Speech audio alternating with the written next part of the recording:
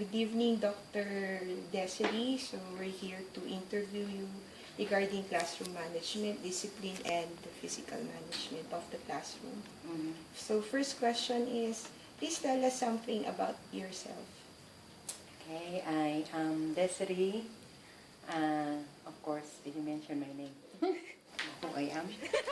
Okay, I'm Desiree BOTENGAN. I have been a classroom teacher for 31 years. 31 years. Wow. I started my teaching career in 1985. Right upon graduation, I started as a substitute teacher in a private school, then ventured to the city, that's in Easter School. I stayed actually one half of my career, that's 15 years in the private school, starting from a grade 1 teacher until I became a principal. Wow. And then after 15 years serving the church where I grew up actually, I transferred to the government, and that is in Lukban Elementary School. So I taught there for 1.5 years. And after going through the experience of starting again as a classroom teacher, I thought of moving to higher education. So it was in 2004 where I transferred in Benguet State University. Until the present. So that was from 2004 until this time. Okay. So within that, I've been department chairman. And this time, I am the assistant director of the Open University, while I still hold subjects in my mother college. So the College of Teacher Education is my mother college. I teach professional education courses and curriculum, principles of teaching, where I was able to develop my workbook for students in Principles 1. Dr. Desiree, why did you choose to become a teacher? Was this your first choice when you were entering college? It was not a personal choice. It must be for a mother or I come from a big family. We are 8 children in a family, and we lost our father early. We were orphaned when I was in grade 1. And to raise 8, no, for a single mom, those times was so difficult. And they wanted me actually to become a priest. So I entered the theology, but I just stayed there for 1.5 years, 3 semesters. The next semester I came home, I said, I am not called. I am not called. I am not one among the called. But because my stepdad, who is then a bishop of an Anglican church, wanted me really to become one, to serve, be of service, and to follow, because he was already retired. So when I was asked, actually I was supposed to get the scholarship of nursing in Lorma, because those times these private institutions give a lot, of scholarships, and that was what I actually wanted, but it was not a choice. I became a teacher after, actually I wanted to become a teacher only after 3 years of my experience in teaching grade 1. I appreciated the work of a teacher after 3 years, and that must be the calling already. That was the signal of me being a teacher, or else I should have run and went abroad to work as domestic helper. No? If I really wanted to, but it was not. My thoughts then was, of course, we need to help our siblings. Diba? Like in all, in the culture, our cultural background would mean if we were successful, if we graduated, then it's time for you also to care for your younger siblings. Although it did not happen that way, that I have to send my other siblings. We were 8, I was 5th, and I had 3 younger sisters to care. But it did not happen that way.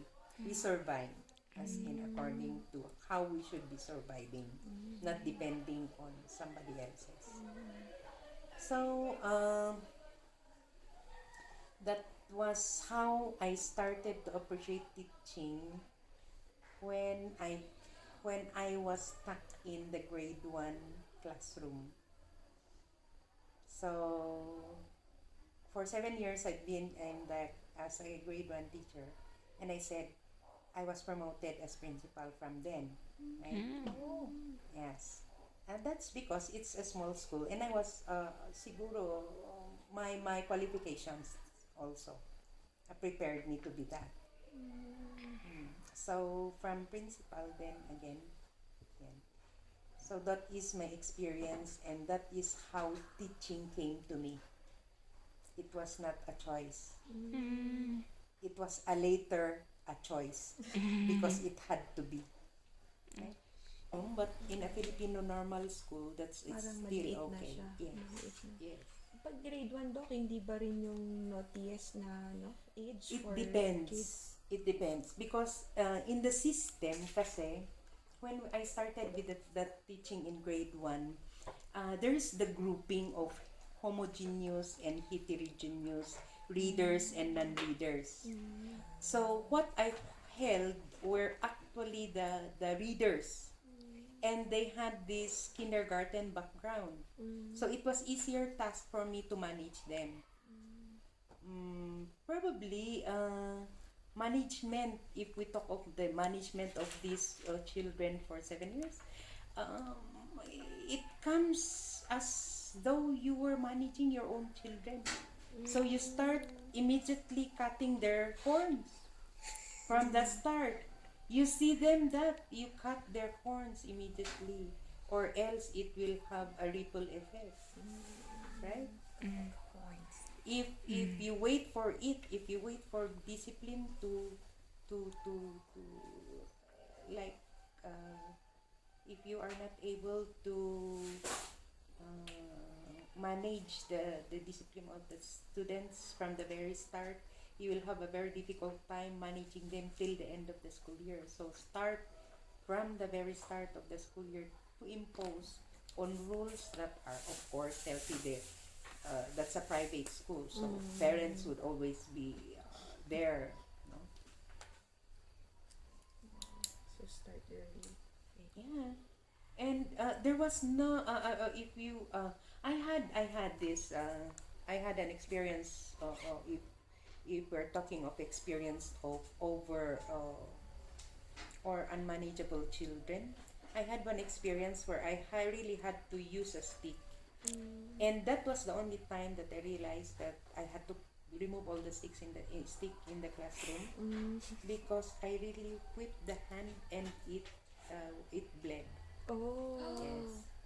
And now that kid is a teacher in Canada. Wow. A teacher in physics. Wow. Hard science. Napapalo din ako sa Naabutan kami. But that time, of course, child abuse was not that. Yes. But in a private school, no. If it is in a private school, they would all. It matters. The way you treat their children matters much. So I should have been sued or whatever. But it was not. I think it was the parent just knew also that the kid was overactive. There's also one kid who would come and throw the shoes up the ceiling. Okay, without any reason. In the middle of a lecture, the kid would just throw the shoes off the ceiling and catch it and say, "Yay!" And so, what would you do there, right? What would you do with that kind of behavior? So, actually, from my personal, no, from my personal management also, I had to bring the in a private school you have guidance counselors. For grade 1, it was easier task for me to say do not do that. But we have to go through the process because nga ang parents mo are that so tight with everything that you do to the child. So for processing, you bring them to the guidance counselor, but it will not always be the case. But with that, no, at the middle of your lecture and somebody is doing that, there's something wrong with the kid already. It signals you to move, like to take other moves apart from being you disciplining the child. And that's how far I can remember in terms of discipline. When I transferred to the public school, it was chaos. But I think my voice and my body made it. So that whenever I would enter, they would say, "There's Ma'am Botengan." So they would all keep quiet. So mabutan talaga. True. Parang ganon. Yes, Dahil like, sa yes, ganun. yes. Because you establish policies, rules, from the very start you meet them. So that they'll know what they're doing. And then you keep reminding them that this is it. But you don't have necessarily to be like, shouting at them or whatever. So ma'am, kayo nun, hindi kayo yung tipong teacher na laging sumisigaw? I don't know, I never had that experience of shouting. I was just so formal, and so it went with my body signs and my eyes and my voice. That's what I made use of to discipline the student. Nice. Basic ed, of course, it's easier in higher ed, no? It's the same thing in higher ed. Once you impose on rules in the classroom that these are the policies, that's easier for higher ed. In basic education, maximizing the time with students, like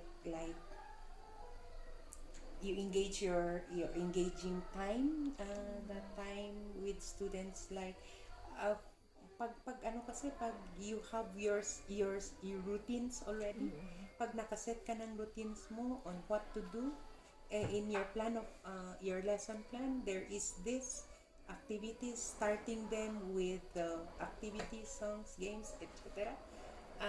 And all the rest will follow.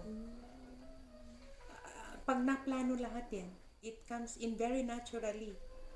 But of course, in the first years of teaching, it would be very difficult, right? Managing students at the same time, and then your plan, and then your lesson all at the same time.